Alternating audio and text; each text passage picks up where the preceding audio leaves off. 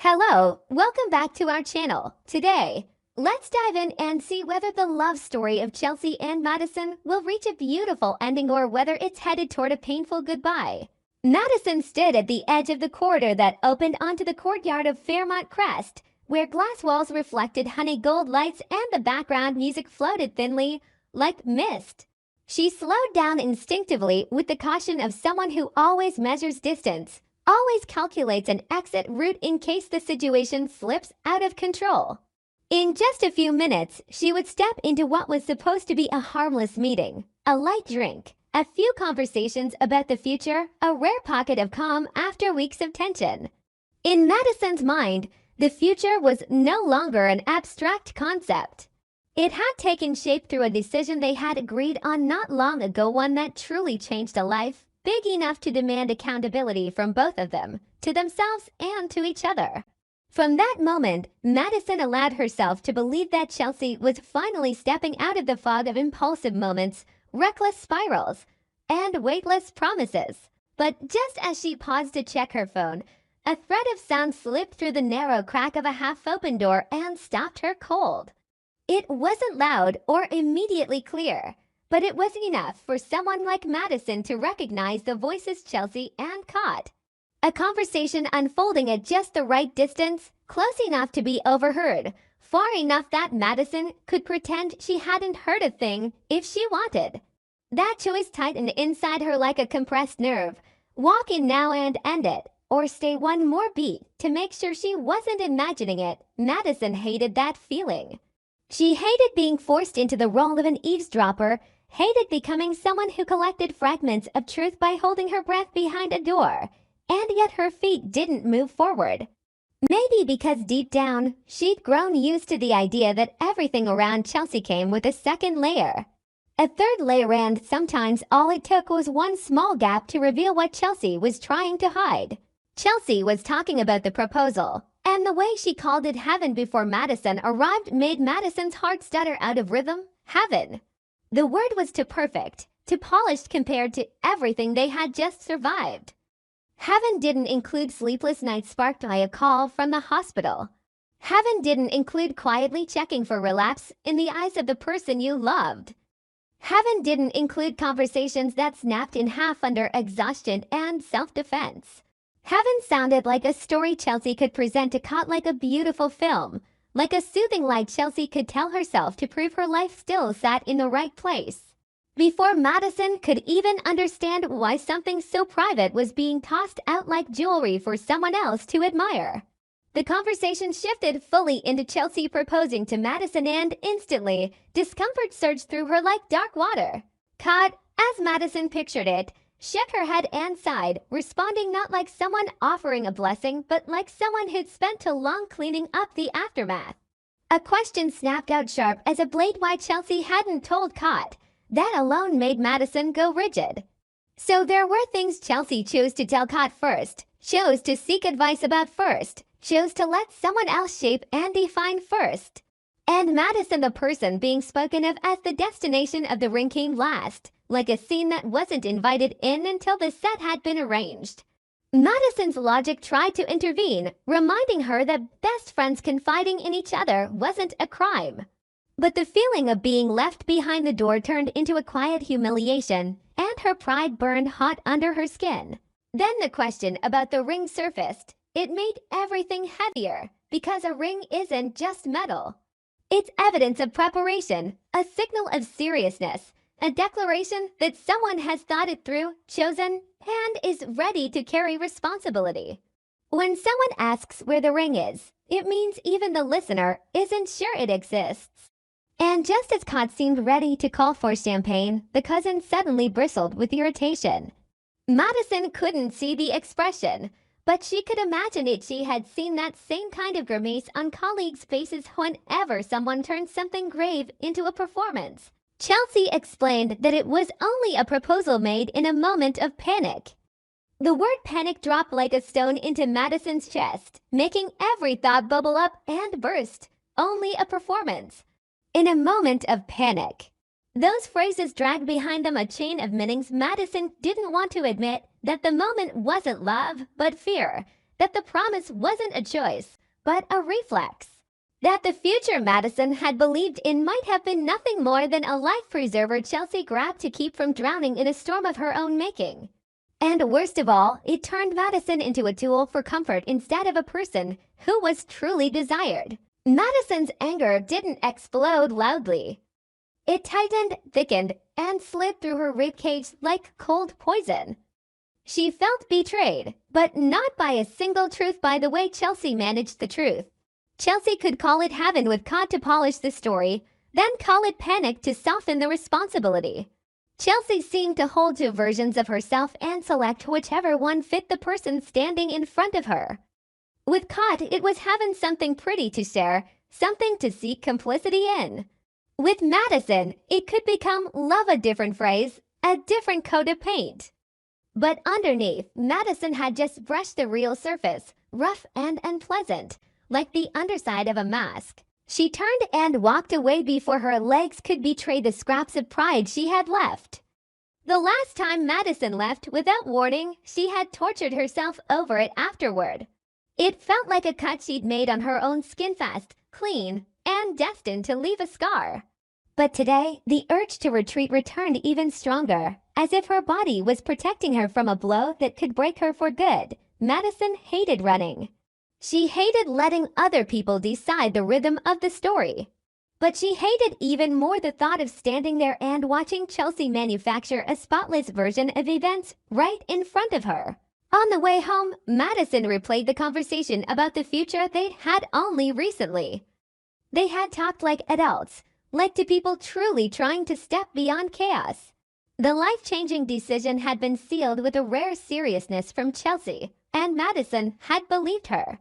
She had believed because she wanted to believe, because long shifts and constant efforts to steady Chelsea through impulsive storms had drained her dry.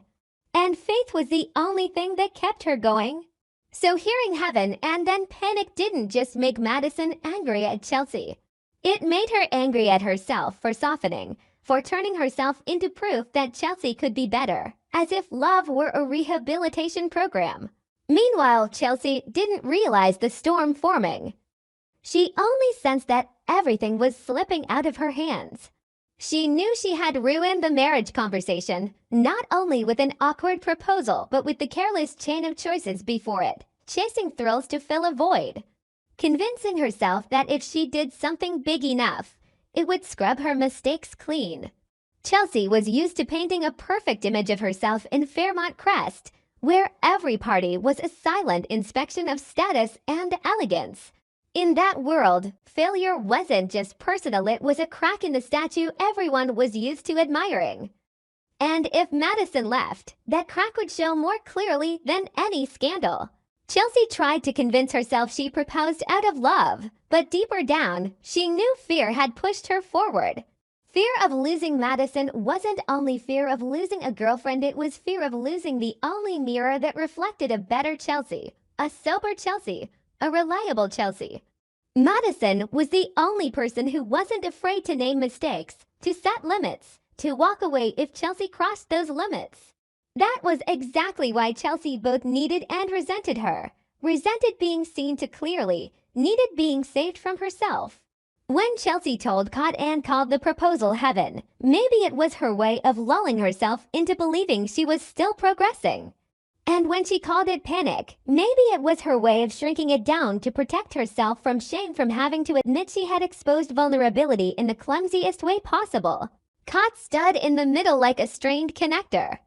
She understood Chelsea better than anyone, and that understanding exhausted her. She had watched Chelsea rush into extremes and drag other people down too many times.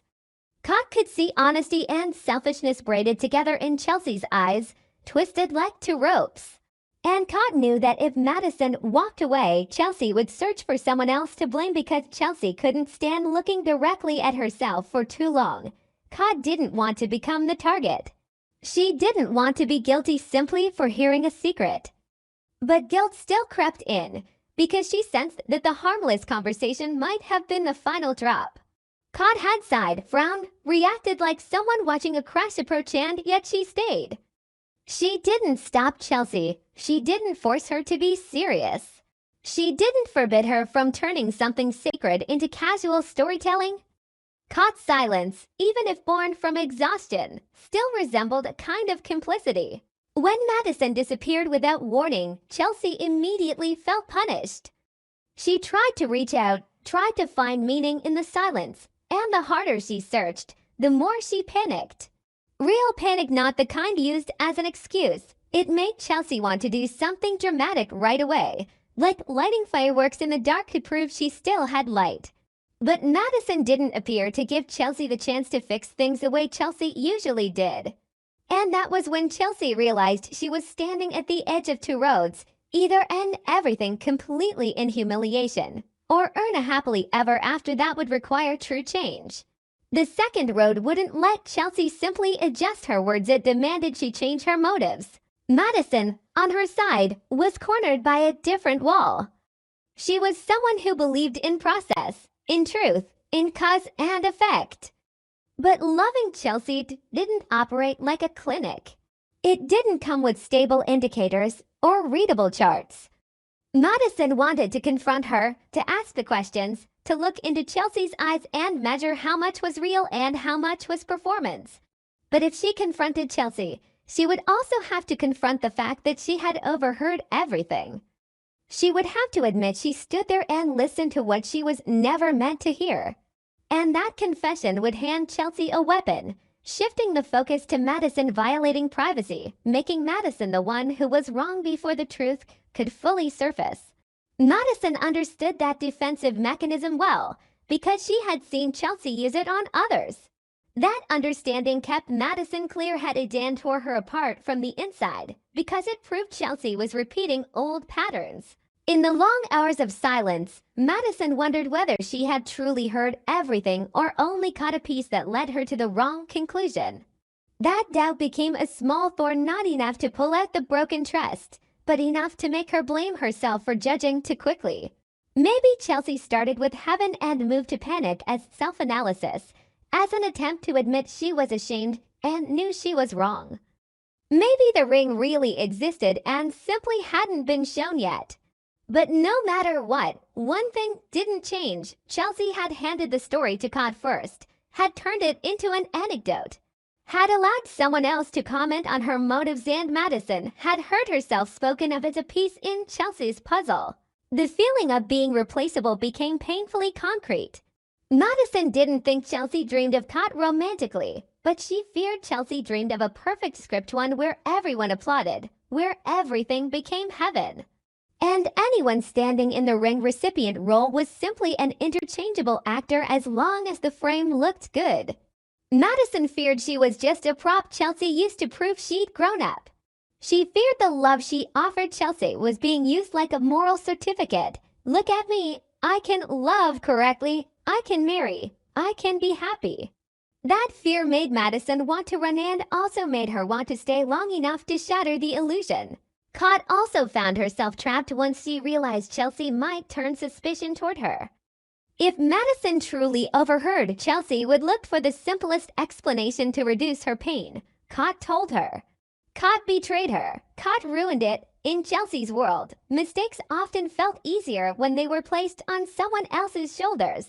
Cod understood that, and her anger rose not because Chelsea might doubt her, but because that doubt would prove Chelsea still hadn't changed. Cod had spent too much effort keeping Chelsea from collapsing. If Chelsea turned Cod into the traitor again, everything Cod had done would become a cruel joke. Cod began to feel her loyalty being exploited. And when loyalty becomes an obligation, it starts producing poison. In her effort to win Madison back, Chelsea began thinking about turning the proposal into a real proposal a second time. But even that thought exposed a problem. Was she trying to fix the damage with an even bigger performance, or with the truth? Did she want Madison back out of love or out of fear of losing the perfect image in everyone else's eyes?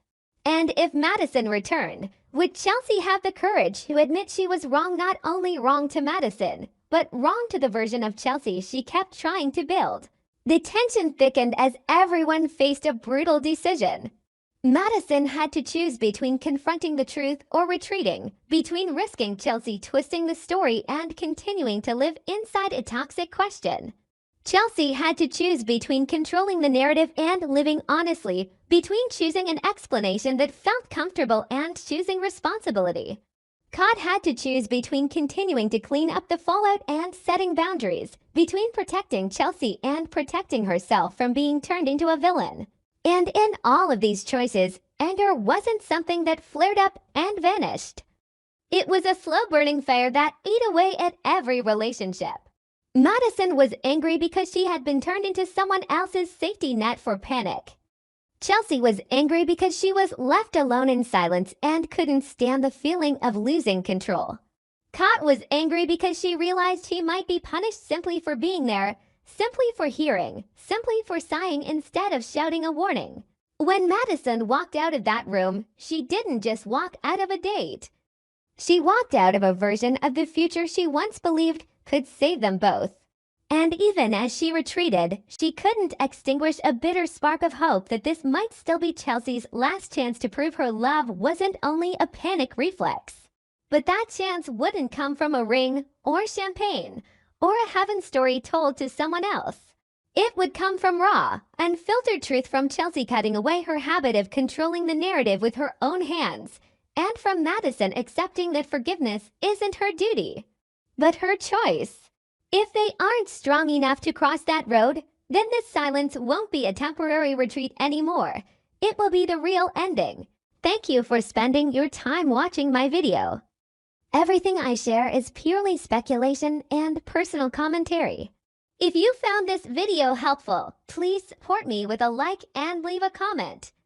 If you have better ideas or more interesting theories, share them below so we can discuss together. I truly appreciate every contribution and every bit of support. Thank you so much. And if you haven't followed us yet, scroll down and hit the subscribe button.